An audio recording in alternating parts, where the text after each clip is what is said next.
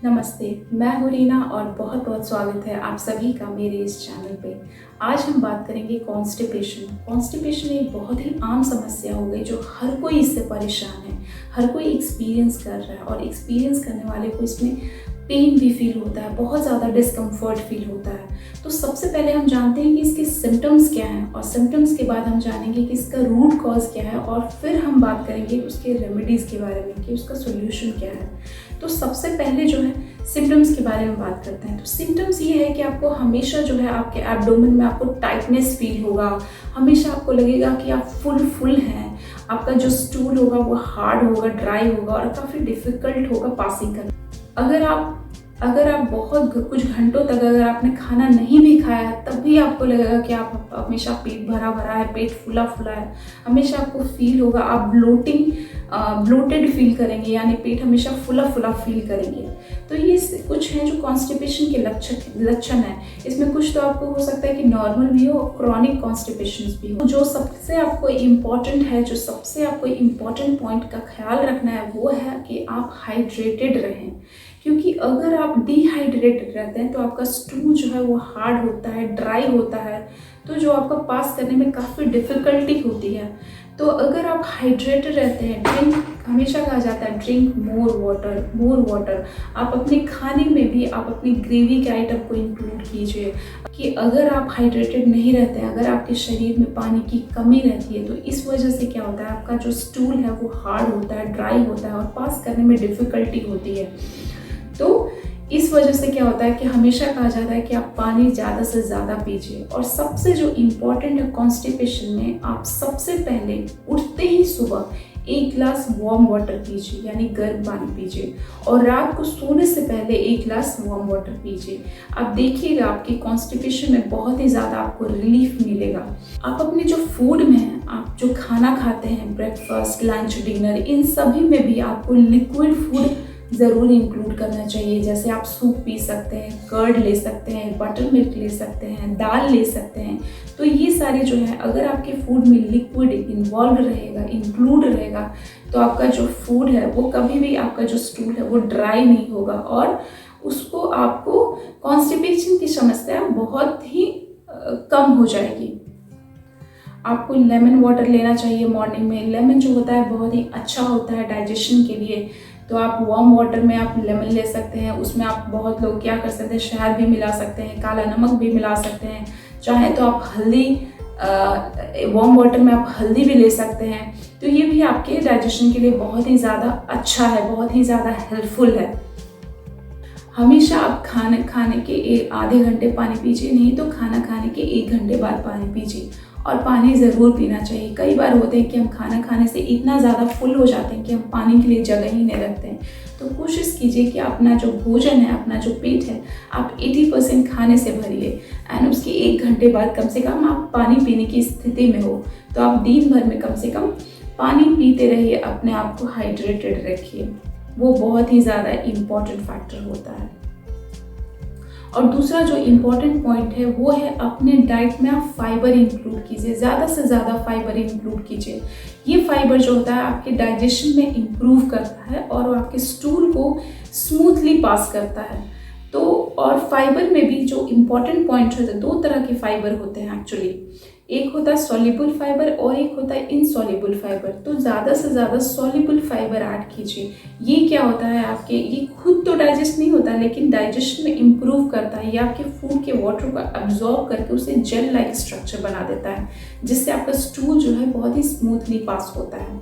तो फाइबर आप जितना ज़्यादा इंक्लूड कीजिएगा। इसमें फाइबर्स में क्या हो सकता है, आप केला खा सकते हैं, पपीता खा सकते हैं, बहुत सारे फ्रूट्स ले सकते हैं, वेजिटेबल्स ले सकते हैं, सैलड ले सकते हैं, लेंटिल्स है, पल्सेस है, ये सारी चीज़ें जो हैं उसमें फाइबर ज़्यादा मात्रा में होता है। तो आप ये ज़रूर ले सकते हैं, जो आपको कॉन्स्टिपेशन में बहुत ही ज़्यादा राहत देगा, क्योंकि आपका डाइजेशन बहुत ही अच्छे से होगा।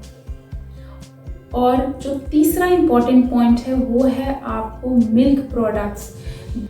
बहुत सारे लोगों में ये साइंटिफिकली प्रूवन है कि वो लैक्टोज इंटॉलरेंस होते हैं।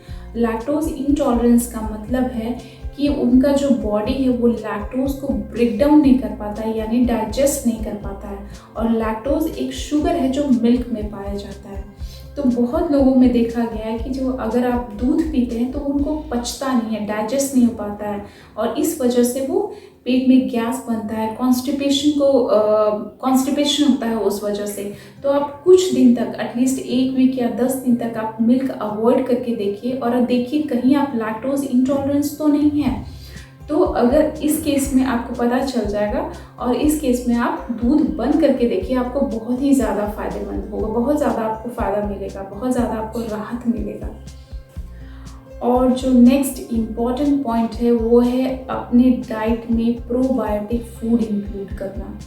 इसमें है जो सबसे इम्पॉर्टेंट है और सबसे ही ज़्यादा ईजिली अवेलेबल जो है प्रोबायोटिक फूड है वो है दही। दही बहुत ही ज़्यादा हेल्पफुल है आपके गुड डाइजेशन के लिए एक्चुअली, क्योंकि दही जो क्या करता है आपके गुड बैक्टीरिया के ग्रोथ में को प्रमोट करता है, एंड हमारे गट हेल्थ को इम्प्रूव करता है, हमारे डाइजेशन को इम्प्रूव करता है, क्योंकि हमारे गट में जो होता है, हमारे पेट में जो होता है, एब्डोमेन में होता है, बहुत तरह के करोड़ों अरबों लाखों में होते हैं बैक्टीरिया। इसमें कुछ गुड बैक्टीरिया होते हैं और बैड बैक्टीरिया होते हैं। तो ये दोनों बैक्टीरिया का जब इम्बैलेंस हो जाता है, जब बैलेंस बिगड़ जाता है, तो हमारा डाइजेशन गड़बड़ हो जाता है। इस वजह से कॉन्स्टिपेशन की शिकायत होती है, ब्लोटिंग की भी शिकायत होती है। तो हमें क्या होता है कि कर्ड जो होता है बहुत ही हेल्पफुल होता है, और कर्ड जो है हमेशा आप कोशिश कीजिए लंच में लीजिए, डिनर नहीं लीजिए। लंच में आप कर्ड लीजिए, आप दही लीजिए, नहीं तो अगर दही नहीं ले पाते हैं तो आप बटर मिल्क भी पी सकते हैं, यानी छाछ पी सकते हैं, जिसे मट्ठा भी कहते हैं। और जो नेक्स्ट पॉइंट है वो है ऐड प्रीबायोटिक फूड। ये भी आपके गट के जो लाइफ सेविंग बैक्टीरिया को इम्प्रूव करता है, उसकी ग्रोथ को स्टिमुलेट करता है, जिसमें आपके प्रीबायोटिक फूड में आपका आ गया गार्लिक हो गया, अनियन हो गया, बनाना हो गया। तो ये सारे फूड जो है, इसे फिग है, बहुत ज़्यादा इम्पॉर्टेंट है। इसे आप रात भर पानी में सोख करके आप फिग को खा सकते हैं। तो ये सारे जो फूड हैं वो बहुत ज़्यादा इम्पॉर्टेंट हैं। इसके अलावा जो है एक बहुत ही ज़्यादा इम्पॉर्टेंट है वो है आपका वॉकिंग जो है आपका बेस्ट रेमेडी है आपके गुड डाइजेशन के लिए। अगर आप सुबह शाम वॉक करते हैं वो तो है ही, लेकिन आपको मील के बाद, खाने के बाद आपको बैठना नहीं है। खाने के बाद कम से कम आप 500-600 स्टेप्स आप वॉक कर लीजिए, कहीं भी वॉक कर लीजिए, घर में हो, बाहर में हो, आंगन में हो। थोड़ा सा इसको एक इम्पॉर्टेंट अपने रूटीन में शामिल कर लीजिए खाने के बाद, क्योंकि आपका बॉडी इस टाइप से स्ट्रक्चर्ड होता है कि उससे रन करना बहुत ज़्यादा ज़रूरी होता है। अगर आप उसे आइडल नहीं छोड़ सकते हैं तो हमेशा जो है वॉक को प्रीफर कीजिए। अगर आप 3 टाइम्स मील लेते हैं तो हर मील के बाद आप 20-25 मिनट वॉक कीजिए। इससे आपका देखिएगा आपको डाइजेशन में बहुत ज़्यादा सुधार हो जाएगा और कॉन्स्टिपेशन से आपको राहत मिलेगा। नेक्स्ट इम्पॉर्टेंट पॉइंट है वो है कुछ योगासन जो हैं जो आपको बहुत ही ज़्यादा हेल्पफुल है आपके कॉन्स्टिपेशन में। तो आप खाली पेट कुछ योगासन हैं मॉर्निंग सबसे बेस्ट टाइम है योगा करने का, आप उस टाइम में कर लीजिए। जिसमें से कुछ आसन हैं, जैसे आप पवन मुक्तासन कर सकते हैं, मालासन कर सकते हैं, बालासन कर सकते हैं, भुजंगासन कर सकते हैं, आप मरकटासन कर सकते हैं, आप वीरभद्रासन कर सकते हैं। ये बहुत सारे आसन जो हैं वो बहुत ही इम्पॉर्टेंट हैं, और अगर आप रेगुलरली करते हैं तो आपको कॉन्स्टिपेशन में बहुत ही ज़्यादा हेल्पफुल होगा, बहुत ही ज़्यादा आपको रिलीफ मिलेगा, आपका डाइजेशन सुधर जाए। और जो लास्ट पॉइंट है वो है रिलैक्स करना। आपके ब्रेन को रिलैक्स करने की बहुत ज़्यादा ज़रूरत है। ये रिलैक्सेशन आप या तो मेडिटेशन के थ्रू कर सकते हैं, या फिर कोई भी अपने पसंद का काम कर सकते हैं, जैसे कोई म्यूज़िक सुन सकते हैं, आप बाहर गार्डन में वॉक कर सकते हैं, किसी भी तरह से आप रिलैक्सेशन कर सकते हैं। क्योंकि जब तक इसमें सब खेल जो है वो दिमाग का है। अगर आपका दिमाग, ब्रेन जो ही है वो सिग्नल देता है, अगर आपका पेट, स्टमक कभी अपसेट भी है, तभी आप अपने ब्रेन को रिलैक्स करके कहिए नहीं ठीक है, सब ठीक है, क्योंकि माइंडसेट का बहुत ही ज़्यादा इम्पॉर्टेंट रोल होता है। अगर आप जितना ज़्यादा रिलैक्स रहिएगा, जितना अपने माइंड को शांत रखिएगा, रिलैक्स में रखिएगा, खुश रखिएगा, तो आप देखिएगा कि आपका इसका असर, सीधा असर आपका पेट से भी हो सकता है, पेट पर भी पड़ेगा। तो इसलिए कहा जाता है पहले के लोग क्या होते थे कि उनको स्ट्रेस, एंजाइटी जैसी कोई चीज़ें नहीं होती थी, उनको डाइजेशन में भी प्रॉब्लम नहीं होता था, वो बहुत लंबे सालों तक जीते थे, उनमें किसी भी तरह का कोई भी अब नॉर्मलिटी नहीं होती। जैसे कोई कभी भी डेथ जो होती थी कि ना तो कभी लीवर का फंक्शन नहीं करा उस वजह से नहीं होता था, या कभी भी कोई भी इस तरह की बीमारियों से तो नहीं होती थी।